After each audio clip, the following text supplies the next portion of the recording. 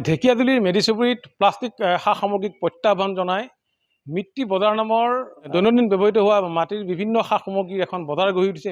আৰু মই বৰ্তমান এই মিট্টি বজাৰ নামৰ এই যি উদ্যোগটোত মই বৰ্তমান উপস্থিত আছোঁ। আৰু এই উদ্যোগটোত যি মাটিৰ বিভিন্ন সা সামগ্ৰীৰ দৈনন্দিন ব্যৱহৃত সা সামগ্ৰী তেওঁলোকে ইয়াতে নিৰ্মাণ কৰে আৰু যিসমূহ বস্তুৱে এতিয়া যথেষ্ট চাহিদা পাবলৈ সক্ষম হৈছে। ঢেকিয়াজুলিৰ এই মেডিচুবুৰীত গঢ়ি উঠিছে এই ধৰণৰ এটা উদ্যোগ।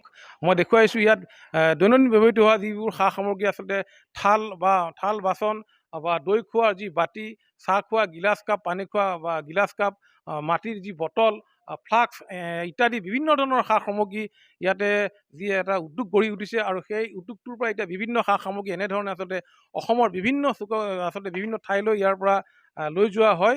মই দেখুৱাইছোঁ এয়া আচলতে যি ফ্লাস্ক হয়, এইবোৰ আচলতে বটল, এনেধৰণে ইয়াত পানী খোৱা বটল, এইবোৰ ইয়াত যি সম্পূৰ্ণ মাটিৰে আচলতে নিৰ্মিত হোৱা এয়া সা সামগ্ৰী। আৰু ইয়াৰ লগতে আছে এয়া মই দেখুৱাইছোঁ ND24 দৰ্শকসকলে, এইবোৰ হৈছে যি গিলাচ, পানী খাব পাৰিব বা ইয়াতে চাহও খাব পাৰিব, এনেধৰণৰ বিভিন্ন ধৰণৰ আচলতে এয়া থাল মই দেখুৱাইছোঁ। এয়া থাল সম্পূৰ্ণ মাটিৰে নিৰ্মিত থাল।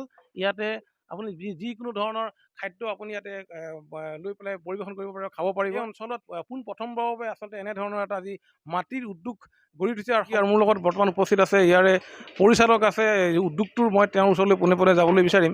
কি ক'ব আচলতে এই কাৰখানাটো কিমান দিন হ'ল আপোনাক গঢ়ি উঠা? হ'ল 5 বছৰমান হ'ব।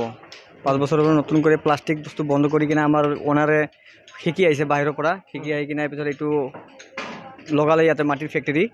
বহুত ওচৰৰ পাছৰ মানুহো কাম পাইছে, কাম কৰি আছে, দেখিও ভাল লাগে। আমিও কাম কৰাই আছোঁ, আমাৰো সুবিধা হয়, বাহিৰলৈ মাল যায়।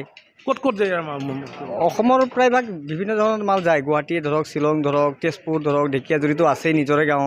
তাৰপাছত আমাৰ এই আপোনাৰ বিশ্বনাথ চাৰিআলি, নগাঁও এইফালে যাই থাকে। আৰু কি নিৰ্মাণ কৰে আপোনালোকে? আমাৰ ইয়াতে ধৰক কুল্লাৰ কাপ বুলি কয়, কুল্লাৰ কাপ বনাওঁ। তাৰপিছত গিলাচ পাব, থালি পাব, তাৰপিছত আপোনাৰ দৈ খোৱা বাতি পাব, ½ লিটাৰ 1 লিটাৰ কলহ পাব।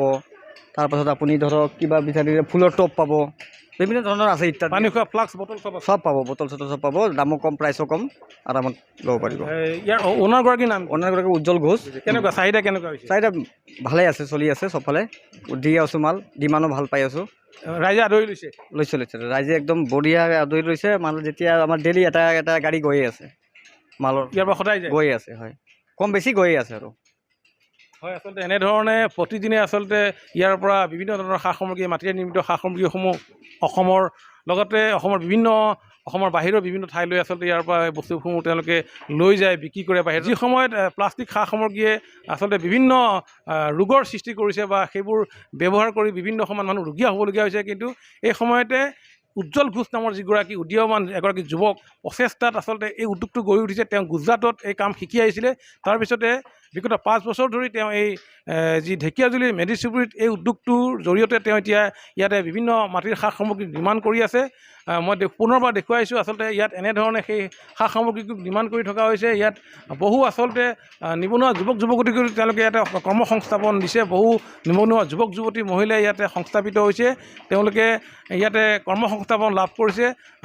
মই দেখুৱাইছোঁ এনেধৰণে এটা আচলতে বিগত 5টা বছৰ ধৰি এই উদ্যোগটো ঢেকিয়াজুলিত গঢ়ি উঠাৰ পিছত এখন ভাল বজাৰ তেওঁলোকে লাভ কৰিছে আৰু ৰাইজে আদৰি লৈছে।